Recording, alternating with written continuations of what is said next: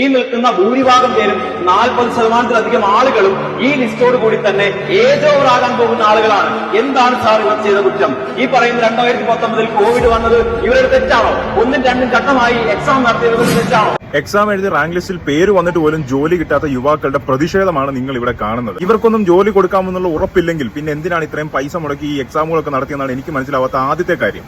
ഈ ഒരു പ്രശ്നമൊക്കെ സർക്കാരിനോട് ഉന്നയിച്ചപ്പോൾ അവരോട് ഈ പ്രതിഷേധം അറിയിക്കാൻ ചെന്നപ്പോൾ അതിൽ സജി ചെറിയാൻ എന്ന് പറയുന്ന ഒരു മന്ത്രി പറഞ്ഞത് PSC എക്സാം ഒന്നും എഴുതിയിട്ട് ഇനി കാര്യമില്ല, ഇനി എല്ലാവരും മീൻകച്ചവടം ചെയ്യാൻ പോയേക്കാനാണ്. എന്നാൽ പിന്നെ സജി ചെറിയാന്റെ മക്കളെയൊക്കെ മീൻകച്ചവടം ചെയ്യാൻ പറഞ്ഞു വിട്ടാൽ മതിയായിരുന്നല്ലോ. മീൻകച്ചവടം ഒരു മോശം ജോലി എന്നല്ല പറഞ്ഞത്. പക്ഷേ മീൻകച്ചവടം ചെയ്യാനായിരുന്നെങ്കിൽ ഇത്രയും നാളും സമയവും പണവും ചെലവാക്കി കഷ്ടപ്പെട്ട് ഈ എക്സാം എഴുതി ഒരു ജോലിക്ക് വേണ്ടി കാത്തിരിക്കേണ്ട കാര്യമില്ലല്ലോ. ആദ്യമേ മീൻകച്ചവടത്തിനങ്ങ് പോയാൽ മതിയല്ലോ. ഇവിടുത്തെ യുവാക്കൾ ഇങ്ങനെയുള്ള പ്രശ്നങ്ങൾ ഭരണാധികാരികളിലേക്ക് തങ്ങളുടെ പ്രതിഷേധത്തിലൂടെ എത്തിക്കാൻ ശ്രമിക്കുമ്പോൾ ഇങ്ങനെയുള്ള മറുപടികളാണ് ഇവിടുത്തെ ഭരണാധികാരികളിൽ നിന്ന് കേൾക്കാൻ വരുന്നത്. അപ്പോഴാണ് നമ്മുടെ ഗവൺമെന്റ് ഒക്കെ പറയുന്നത് വിദേശത്ത് പോയ കഴിവുള്ള ആൾക്കാരെ ഇവിടെ കൊണ്ടുവരും, അവർക്ക് ഏതാണ്ടൊക്കെ തേങ്ങ മാങ്ങയൊക്കെ